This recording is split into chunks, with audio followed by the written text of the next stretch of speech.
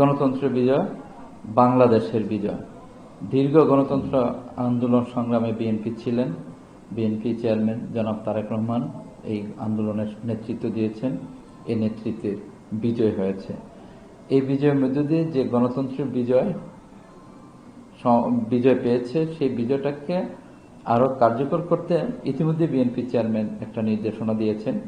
এই বিজয়ে যেন আনন্দ উল্লাস আমরা না করি, কারণ অনেকগুলো কারণের মধ্যে সবচেয়ে বড় কারণ হলো যে বিগত আন্দোলন সংগ্রামের মধ্যে আমাদের শত শত হাজার হাজার নেতাকর্মী শহীদ হয়েছেন, গুম হয়েছেন, লক্ষ লক্ষ নেতাকর্মী তাদের আত্মত্যাগের বিনিময়ে এই আন্দোলন ছিল।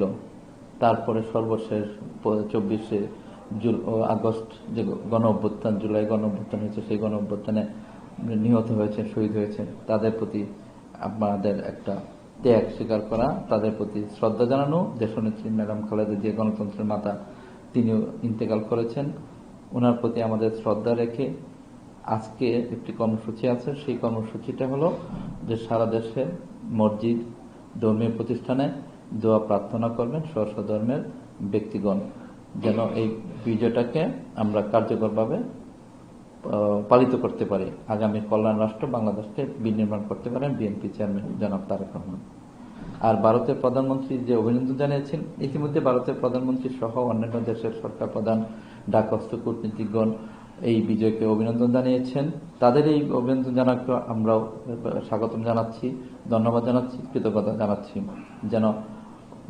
যেন এই সুসম্পর্ক বন্ধুপ্রীতিম দেশগুলোর সঙ্গে বাংলাদেশের কল্যাণে তারা কাজ করতে পারেন, বিএনপি কাজ করতে পারেন, বিএনপি চেয়ারম্যান যে 31 দফা দিয়েছেন, এই 31 দফাকে কার্যকর করতে পারেন।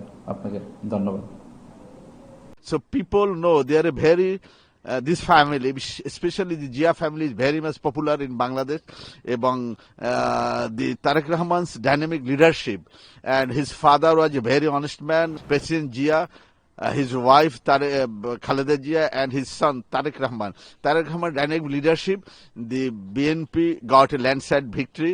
Ebong our expectation is that the country will move peacefully and democratically. People actually was in festive mode, এবং they have cast their vote according to their choice. So people know they are a very this family, especially the Jia family, is very much popular in Bangladesh. Ebong the Tareq Rahman's dynamic leadership, and his father was a very honest man. He founded this party, and his mother also the prime minister.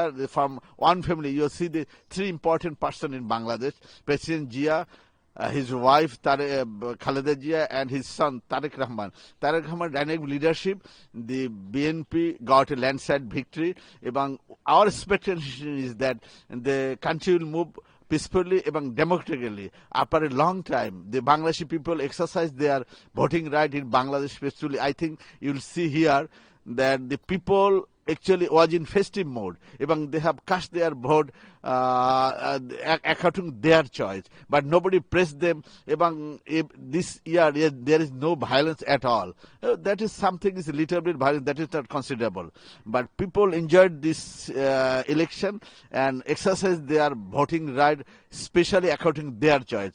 So we hope that the Bangladesh people এবং the BNP government, a future government, will lead the country according to their people's choice, because they have people has a mass expectation, এবং they have voted the BNP party for good governance and good justice and the fair deal, and the country's political harmony will continue, and our expectation this new government, that they will handle the everything peacefully, but no minority, no majority in Bangladesh. All are the Bangladeshi people, এবং everybody will enjoy this right, their civic right. এবং I think you see the yesterday the voting time, you see all the people are voting,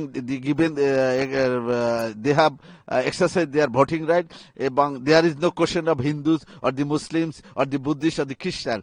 All the Bangladeshis in 1971 we liberated from Pakistan to Bangladesh.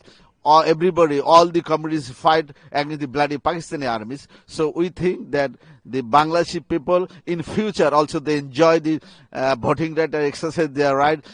It is the message to the new government that they have to establish the democracy in Bangladesh এবং no partisan, no party, no favorism. If they favorism, they have to face the tough situation in future. You see the last government who ruled here the 17 years. There is no democratic exercise. That's why they had to pay for it, and he had to extend from the country. So now I think this government, new government, will take lesson from the past history, and they will govern the country according to the people's choice. Thank you.